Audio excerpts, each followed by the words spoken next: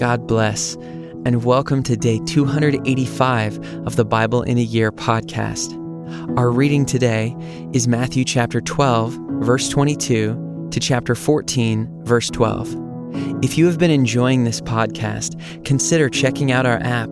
There you can pick from hundreds of listening plans, playlists, and passages that will help you explore the Bible in a new way. We hope you enjoy today's reading. Then a demon-oppressed man who was blind and mute was brought to him, and he healed him, so that the man spoke and saw. And all the people were amazed and said, "Can this be the son of David?" But when the Pharisees heard it, they said, "It is only by Beelzebul, the prince of demons, that this man casts out demons." Knowing their thoughts, he said to them, "Every kingdom divided against itself is laid waste, and no city or house divided against itself will stand. And if Satan casts out Satan, he is divided against himself. How then will his kingdom stand? And if I cast out demons by Beelzebul, by whom do your sons cast them out? Therefore they will be your judges. But if it is by the Spirit of God that I cast out demons, then the kingdom of God has come upon you. Or how can someone enter a strong man's house and plunder his goods, unless he first binds the strong man? Then indeed he may plunder his house. Whoever is not with me is against me, and whoever does not gather with me scatters. Therefore I tell you, every sin and blasphemy will be forgiven people, but the blasphemy against the Spirit will not be forgiven.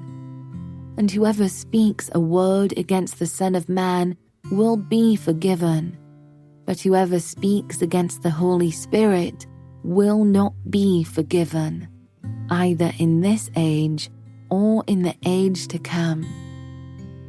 Either make the tree good and its fruit good, or make the tree bad and its fruit bad, for the tree is known by its fruit.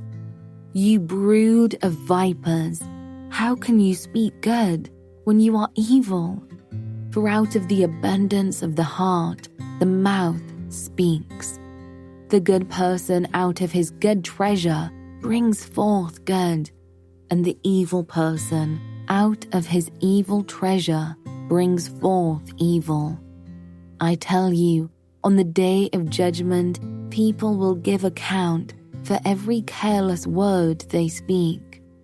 For by your words you will be justified, and by your words you will be condemned. Then some of the scribes and Pharisees answered him, saying, "Teacher, we wish to see a sign from you." But he answered them, "An evil and adulterous generation seeks for a sign, but no sign will be given to it except the sign of the prophet Jonah. For just as Jonah was 3 days and 3 nights in the belly of the great fish, so will the Son of Man be 3 days and 3 nights in the heart of the earth. The men of Nineveh will rise up at the judgment with this generation and condemn it, for they repented at the preaching of Jonah, and behold, something greater than Jonah is here. The queen of the south will rise up at the judgment with this generation and condemn it, for she came from the ends of the earth to hear the wisdom of Solomon, and behold, something greater than Solomon is here. When the unclean spirit has gone out of a person, it passes through waterless places seeking rest, but finds none. Then it says, "I will return to my house from which I came." And when it comes, it finds the house empty, swept, and put in order. Then it goes and brings with it 7 other spirits more evil than itself, and they enter and dwell there. And the last state of that person is worse than the first. So also will it be with this evil generation. While he was still speaking to the people, behold, his mother and his brothers stood outside, asking to speak to him. But he replied to the man who told him, "Who is my mother, and who are my brothers?" And stretching out his hand toward his disciples, he said, "Here are my mother and my brothers. For whoever does the will of my Father in heaven is my brother and sister and mother." That same day, Jesus went out of the house and sat beside the sea, and great crowds gathered about him, so that he got into a boat and sat down. And the whole crowd stood on the beach, and he told them many things in parables, saying, "A sower went out to sow, and as he sowed, some seeds fell along the path, and the birds came and devoured them. Other seeds fell on rocky ground, where they did not have much soil, and immediately they sprang up, since they had no depth of soil. But when the sun rose, they were scorched, and since they had no root, they withered away. Other seeds fell among thorns, and the thorns grew up and choked them. Other seeds fell on good soil and produced grain, some 100-fold, some 60, some 30. He who has ears, let him hear." Then the disciples came and said to him, "Why do you speak to them in parables?" And he answered them, "To you it has been given to know the secrets of the kingdom of heaven, but to them it has not been given. For to the one who has, more will be given, and he will have an abundance. But from the one who has not, even what he has will be taken away. This is why I speak to them in parables, because seeing they do not see, and hearing they do not hear, nor do they understand. Indeed, in their case, the prophecy of Isaiah is fulfilled that says, 'You will indeed hear, but never understand, and you will indeed see, but never perceive. For this people's heart has grown dull, and with their ears they can barely hear, and their eyes they have closed, lest they should see with their eyes, and hear with their ears, and understand with their heart, and turn, and I would heal them. But blessed are your eyes, for they see, and your ears, for they hear. For truly, I say to you, many prophets and righteous people longed to see what you see, and did not see it, and to hear what you hear, and did not hear it. Hear then the parable of the sower. When anyone hears the word of the kingdom and does not understand it, the evil one comes and snatches away what has been sown in his heart. This is what was sown along the path. As for what was sown on rocky ground, this is the one who hears the word and immediately receives it with joy. Yet he has no root in himself, but endures for a while. And when tribulation or persecution arises on account of the word, immediately he falls away. As for what was sown among thorns, this is the one who hears the word, but the cares of the world and the deceitfulness of riches choke the word, and it proves unfruitful. As for what was sown on good soil, this is the one who hears the word and understands it. He indeed bears fruit and yields, in one case 100-fold, in another 60, and in another 30.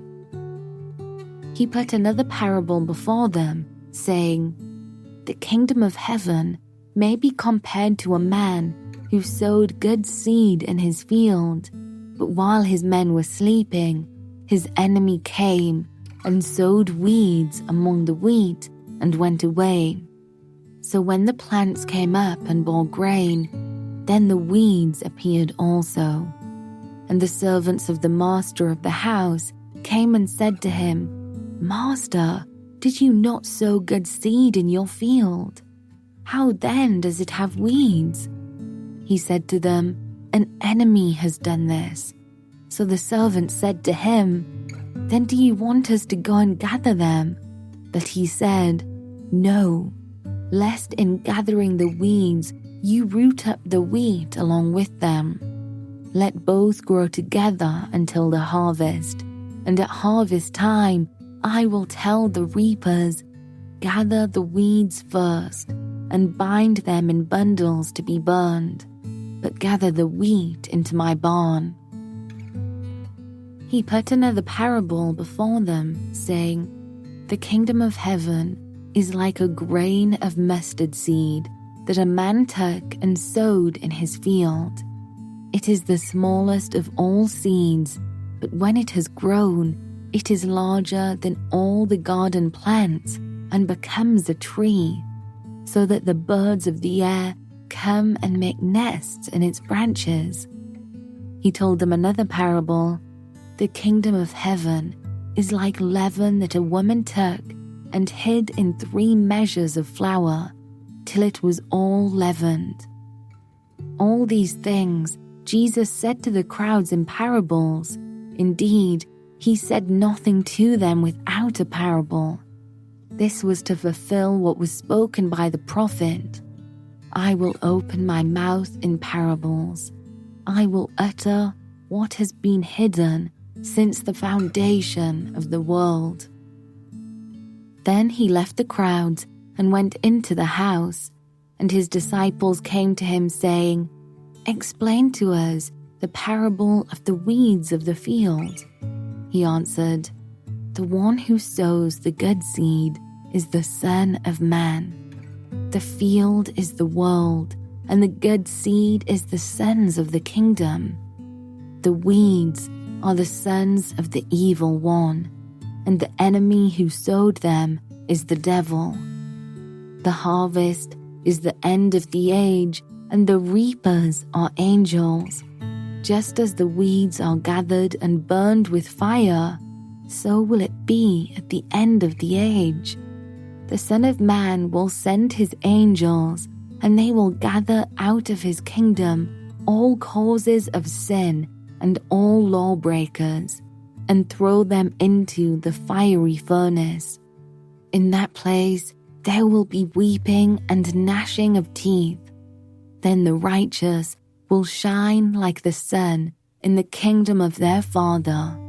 He who has ears, let him hear.